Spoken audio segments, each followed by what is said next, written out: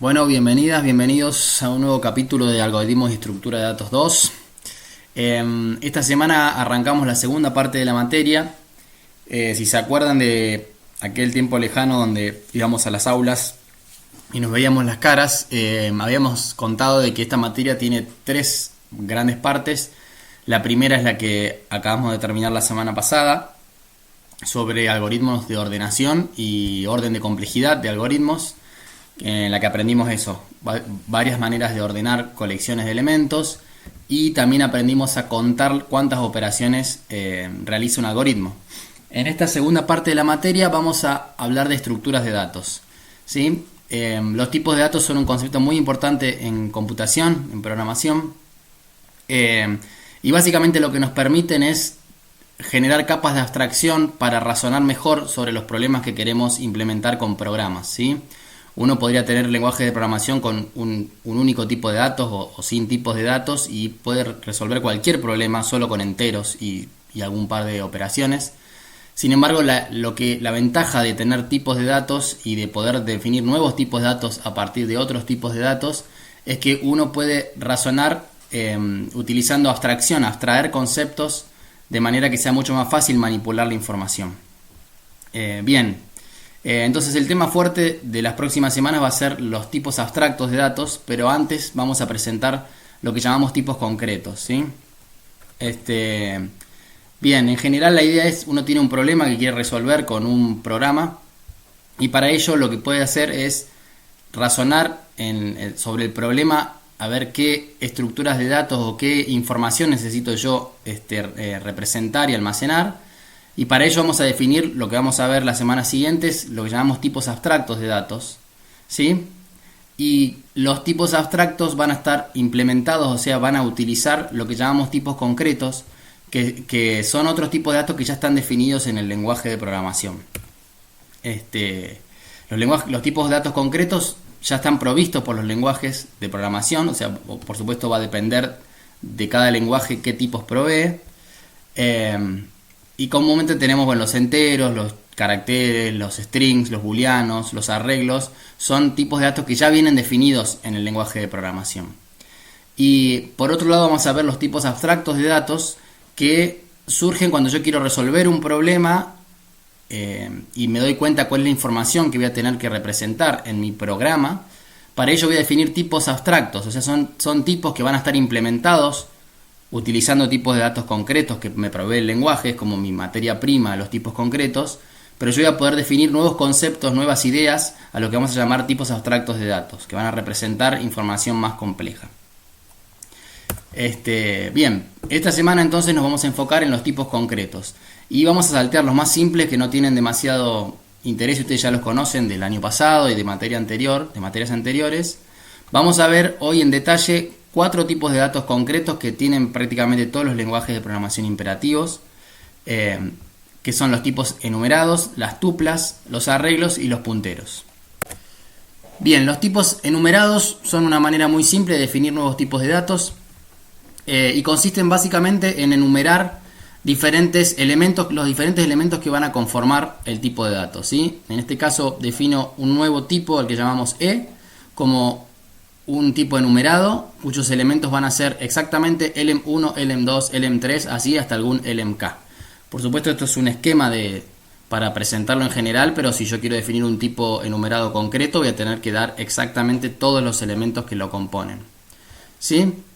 Entonces, si yo en un programa quiero utilizar el tipo E que acabo de definir, la puedo declarar una variable del mismo modo que venimos haciendo con todos los programas y si le quiero asignar un valor, ese valor tiene que ser uno de los elementos que estaban definidos en la declaración del tipo. Y una ventaja que tenemos en nuestro lenguaje es que en los ciclos for voy a poder también no solamente usar números naturales para recorrer lo que tenga que recorrer con un for, voy a permitir también utilizar como índices a los tipos enumerados, ¿sí?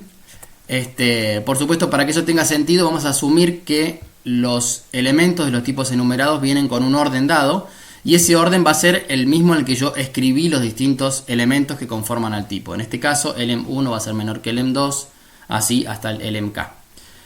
Por ejemplo, podemos tener otros tipos que ya vienen definidos en los lenguajes, como los caracteres, Y también lo podemos ver como un tipo de enumerado, donde sus constantes van a ser todos los caracteres y el orden va a ser el orden alfabético.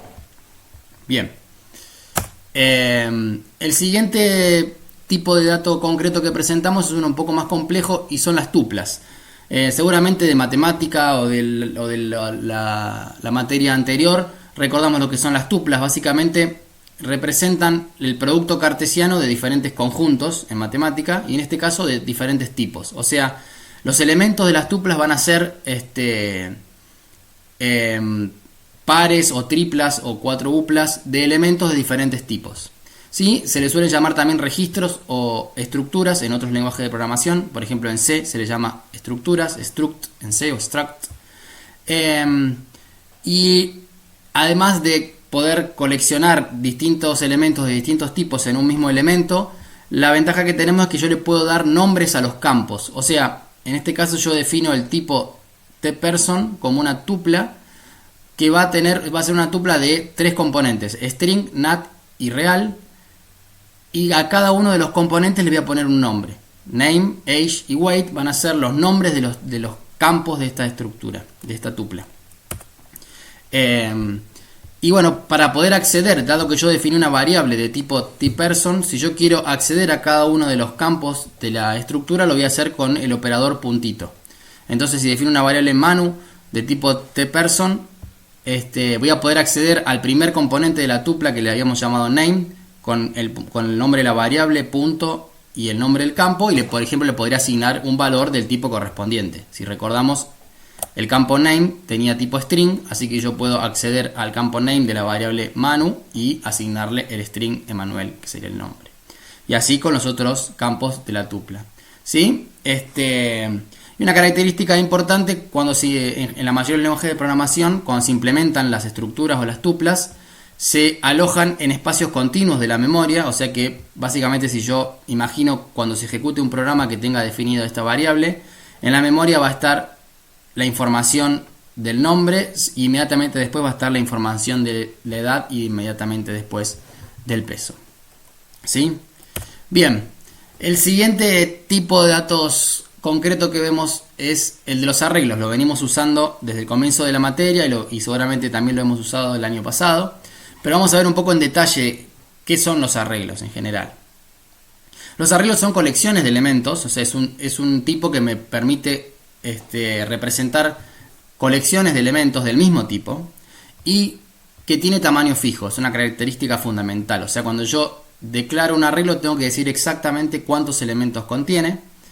Y en general los lenguajes de programación lo implementan en los arreglos. O sea, cada elemento de un arreglo está ubicado en la memoria exactamente uno después del otro, ¿sí? Y además de eso, el acceso, si yo quiero contar o calcular cuánto me cuesta acceder a un elemento de un arreglo, en general están implementados en los lenguajes de manera nativa, de manera que acceder a un elemento me requiere tiempo constante, ¿sí? No es que para recorrer el elemento 20 voy a tardar más tiempo que para poder ir al elemento 1. Cualquier elemento que yo quiera obtener del arreglo va a ser en tiempo constante. Bien, y veamos cómo declaramos arreglos en nuestro lenguaje. Ya hemos visto, pero lo repasemos. Si yo quiero declarar una variable A de tipo array, le tengo que indicar cuáles son los índices donde comienza y donde termina el arreglo, ¿sí? Y el tipo de los elementos. Y en este caso, cuando tenemos definido un arreglo así, va a tener n-m elementos de tipo t, ¿sí? En general, en otros lenguajes, como en C, uno no tiene la libertad de poner a partir de qué índice van a comenzar los elementos, sino que siempre comienzan en el índice 0, y entonces solamente le tengo que indicar en C cuál es la cantidad de elementos que va a tener el arreglo, ¿sí? Generalmente yo si pongo 10, por ejemplo, un arreglo en C pongo corchetes 10, significa que los índices van a ser el 0, 1 hasta el 9, ¿verdad? En nuestro lenguaje somos más flexibles y podemos dar el índice del comienzo y el índice del final, cualquier par de naturales.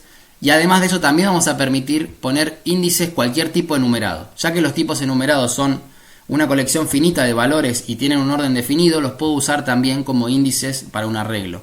Por ejemplo, podría definir un arreglo A donde sus índices son del tipo enumerado E que acabo de dar en la filmina anterior. O por ejemplo podría definir un arreglo cuyos índices sean caracteres del alfabeto, ¿sí? Bien, siempre hemos visto hasta ahora arreglos de una sola dimensión, o sea, básicamente una colección en un solo sentido de elementos, pero puedo tener arreglos multidimensionales, ¿sí? En general podemos tener arreglos de 2 dimensiones, a los que solemos llamar matrices, o puedo tener arreglos de 3 dimensiones, ¿sí? Siempre todos los elementos van a ser del mismo tipo, pero voy a tener distintas dimensiones en las cuales yo voy a recorrer esos elementos. Acá podemos ver 2 ejemplos, un arreglo al que llamo B, que va a ser de 2 dimensiones, y la primera dimensión va a ir desde 1 hasta n, los índices, y la segunda desde 1 hasta m, ¿sí? O puedo tener un arreglo tridimensional, y en cada una de las dimensiones puedo poner distintos tipos para los índices, ¿sí? Para acceder a los elementos de un arreglo utilizamos en el lenguaje de la materia los corchetes. Y si tenemos más de una dimensión, para indicar cada una de las coordenadas en cada dimensión a la que quiero acceder, lo voy a separar con coma. Esto también es un poco distinto en C, donde no me permite esta notación, sino que tengo que poner cada dimensión en un corchete distinto. Ya lo van a ver en el laboratorio.